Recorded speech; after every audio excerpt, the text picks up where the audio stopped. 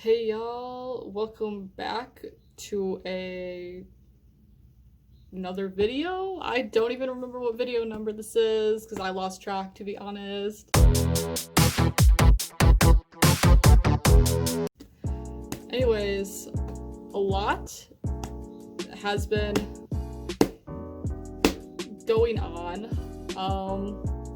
lately, in my life, and I think a lot of other people's lives, because everything that's I'm sure we all know what I'm hinting at that's going on right now, with like the Black community and the Black Lives Matter protests, and stuff. And I don't want to like talk too much about it just because I feel like, obviously I've been using all my social media platforms to support the movement, and I 100% support it. But I feel like I've already said what I needed to say. Everywhere else, moral of the story, we're just gonna say I support it 100%. We tired. Everyone's tired of seeing these injustices, so it's good that there's more of a push now from not just the Black community, but from all other communities for change. We're gonna fight these racists. We mean business. What you say? That you only meant well, cause you did. What you say? Yeah, I wanted to address that because I feel like it's important to address what's going on, but I don't want to talk too much about it because that was not the point of the video that I was going to be releasing. And I feel like at this point it's like late to be releasing any information on it because everyone already knows what's going on. And I didn't make a YouTube video on it because I feel like it's weird to be making a YouTube video like about like profiting off of like a community's like injustices. I don't know. So I just wanted to say, like, I recognize what's going on, and I think like that it's good. I like what I'm seeing, aside from the police being brutal. We don't like that. That shit we ain't here for that. But anyways, moving on. I still do not have an aesthetic background, as you can see. I probably will not have an aesthetic background until I move into my house, because I'm moving out in August for school. So I'm moving into my house in August with some people. So I will not have, the whole, I want a whole setup, I want like a background, I want some like nice lights and shit, but we're gonna have to wait on that because I don't have the space in my room for it, and my parents will not let me set up somewhere else to film. So yeah, but anyways, that was a really long intro. So today, I don't know, I wanted to do a story time. It sounds weird because I feel like I've never done a story time before. I mean, like, sometimes on my Snapchats I do that and like stuff, but like I've never done a YouTube video about it. So I guess, we're just gonna get like right into it. So this is kind of, I never really talked about this with too many people. Only like a few of my friends like I've talked to about this because it was kind of like a sensitive topic for me for a while. Now I look back and I'm like, it's not as sensitive. I mean, it's still something that was not great that happened to me, but I'm not as sensitive about it as I was like, a year ago or whatever. But basically, sophomore year of college, right? I'm a junior now, but I'm gonna be a senior because I just finished my junior year. So we go to be a senior now, but this was sophomore year. I was working this job. I was an intern. I'm not gonna say the company. I'm not gonna mention any names because I just don't feel like dealing with like I don't want to give a bad rep to the company, or like not the company, like the organization, because the organization was like a good organization. It did good things, and it was like social justice oriented. I was working with like immigrants to help a lot of immigrants get like their citizenship or like their green cards. That was like the kind of like the sector I worked in. but like my boss for that sector was kind of a creep. So this is a my boss was a creep video. But basically, right, I was working in this organization for like at least 9 months. So I had to put up with this dude for 9 months, right? My boss. He was like literally twice my age. And the first time I went in to talk to him and meet him, I felt like something was off. I couldn't tell what was off about him. I just didn't feel like something was right. And for some reason, he made me like uncomfortable, and I don't know why. And I feel like I couldn't like pinpoint it, and like, so I tried to be like, oh, maybe it's just like me like being like paranoid or whatever. But let me tell you now, always listen to your gut, because it is right. Okay? Your gut is probably right, ladies, most of the time. But the first time I met him, right, we went to go get coffee, and I thought that was normal. I didn't have as much working experience at that point. So I thought that was normal or whatever. He bought me coffee to talk about like what my job was gonna be and like stuff. And he was like so oddly focused on the fact that I'm like half Mexican. Like he was really focused on that. He is Mexican as well, but he was like so focused on that part of me. And like he would just be asking me so many questions about it. And I don't know why, like I felt uncomfortable like with him focusing so much on that part of me, but I did. I felt like really weird because I've just never had someone be like, oh, like asking me so many questions about like being Mexican, especially coming from another person who's Mexican. I just thought it was like kind of off or whatever. But like anyways, so we worked for a long time together. Like I said, worked for a couple months together. And basically like there was a couple incidences that happened like within that period of time that I worked with him. Once like me and him were supposed to go to an event, but like we were supposed to talk at an event or whatever, but the event got canceled. So he was like, oh, the event got canceled, so do you just want to go and get lunch on me, like, or whatever?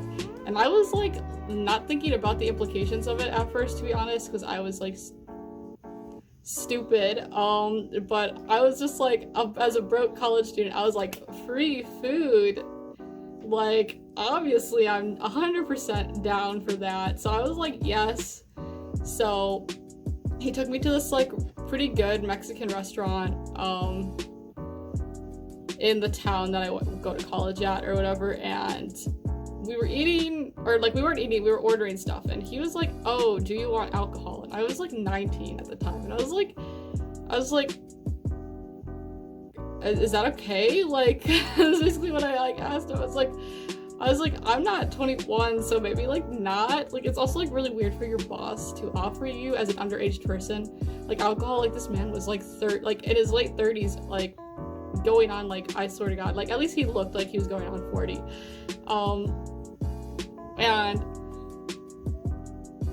And he was like, oh, I mean, if you don't want it, then it's fine or whatever, but like I'm like offering it or whatever. And I was like, I like passed because I was like, no, like that's a weird, like I don't know, like it's also like in the middle of the day, so I just didn't think that was like, I just thought that was odd or whatever.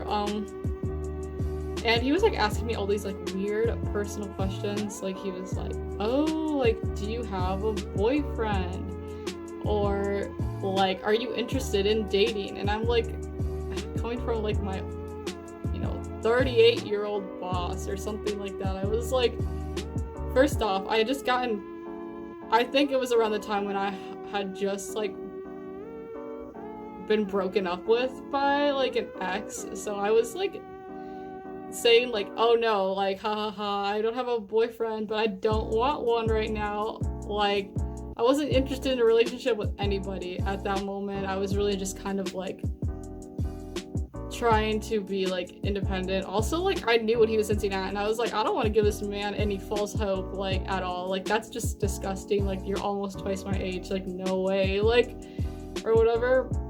So I was like, oh, I don't have a boyfriend, but I'm too busy to have a boyfriend, is what I said. I was like, I'm not interested in like any relationship right now. I'm just too busy for it. And he was like, oh, but you're so young, like, and pretty and beautiful and stuff. And it made me like really uncomfortable, and I was like, dude, like, no. I'm ugly, like, leave me alone, please, or whatever. And like, I didn't know how to react to it. I was trying to be like, my parents always taught me to be like mannerous around people, and so I think I was just too nice about it, and I was like, oh, like, because I didn't want to be like rude and be like, yo, what the fuck. Like, I think like now I need to realize that I sometimes need to put like my comfort over like manners, because you cannot always be like manners to everyone, especially when they're creeps. So I just like dealt with it or whatever, and then we left the restaurant and nothing else happened. And then another incident happened where we got in like a car together, because he would drive me to work like at the first, like, I think at least few months of my job. He would drive me to work because I didn't have a car yet. I didn't get a car until like January or February, so like in the fall he would like drive me to work and stuff. And like he would always talk to me about Mexican culture and stuff, and like we would have like these chats about it, and I'd be like, oh yeah, like I totally like get what you're saying or whatever. And then he talked to me about like how in Mexican culture how we say hello or whatever, and usually it's like you give him a kiss on the cheek or whatever. But anyways, going back to the main part of the story, I got in the car with him one day because he was supposed to drive me to work or whatever, and he was like, oh, can you like give me a hello or whatever? And I was like, good morning, hi. And he was like, oh, well, can you give me a Mexican like hello, good morning? And I was like, wait, what? And I realized that he meant, oh, can you give me a kiss? And I was like, and I didn't know what to do, because like obviously it's hard when there's a person who is in power, who has power over you because they're your boss. Like, you're afraid. Like, I was also young. I'm still young, but like, you know, I didn't know like what to do. Like, I didn't know how to say no, and I was like scared to say no, because I was like, oh, if I say no, it's gonna be awkward. Or if I say no, like, what if he like fires me or something? So I was just like, okay, and I had to give him a kiss or whatever, and it was like literally, oh my god, it was just so uncomfortable, and I wanted to die because it was just disgusting. And the worst part was, like, before that he would show me pictures of his nieces, and his nieces were like my age. So I'm like, how are you finna like be like that to me, who's like almost the same age as your niece? Like, like, bro, like, that's just nasty. Like, that's a no-no right there. Like, that's you do not cross that line with your coworker, especially your young intern. Sorry, my mom called me, so I had to stop filming for a second. But yes, so the fact that his nieces are like near my age was gross, period. So, right, I also was like really questioning. I was like, oh, well, maybe this is just like a cultural thing that I'm not like understanding. Maybe like this is not like weird. Maybe like I'm just like there's like a disconnect or whatever. I was just like, maybe it's because I'm not like fully Mexican that I'm not getting like the culture completely or something like that. Like, that's what I thought, legitimately. So I decided to confide in some like friends, close friends who were Mexican, and I was like, is this like, maybe this is just like a culture thing? Like, I don't know, can you like tell me, like, you know, should I be worried? And they were like automatically like, that's like not normal. Like, it's definitely like like a good reason that he's looking to take advantage of you or whatever. And I was like, oh, well, that's not good. And then I confided in one of my friends who I no longer talk to anymore, So ex-friend, who also was one of my coworkers. I confided in him and I was like telling him everything that happened, and I was like, I don't know like what to do. And he was like, yeah, low-key, like the first time you came into the office to talk to him, he like was 100% flirting with you. I didn't want to say anything, but like he every time like I see y'all together, he's like definitely like really like flirtatious, and it's kind of like weird. And I was like, oh great, like that doesn't make me feel any better. And like I didn't have to. I could have went to someone higher up and complained about it, but I didn't want to because I was scared to, and I was like, oh well, people, you know, I've had to deal with like people victim blaming before, so I was like, yeah, maybe I should just like tolerate it and avoid him until like my internship is over or whatever.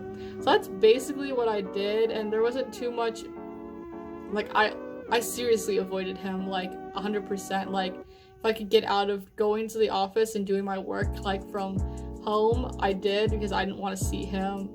You know, if I went to an event or I had to go to a work event, I would bring a friend, because I didn't want to be alone with him or whatever. So I just was smart about it the rest of the time I worked there, and I never really had any other problems after that, because you can never get me alone again. So I was like, oh thank God. But like, the moral of the story, for anyone who's watching and who's going through the same thing right now, I'm like, please, just because they're your boss, you have the right to say no, and you have options. Like if you can like go to someone who's higher up than them and tell them, like, because you have options, and you do not deserve to feel unsafe in your workplace. Because I did for 9 months, and let me tell you, it was not fun to deal with. So just talk to someone about it, talk to one of your coworkers about it, tell somebody, because like it's not like, women have to deal with this all the time, and it's fucked up. Like it's real messed up. Like we shouldn't have to be feeling uncomfortable in our place of work because men are shitty.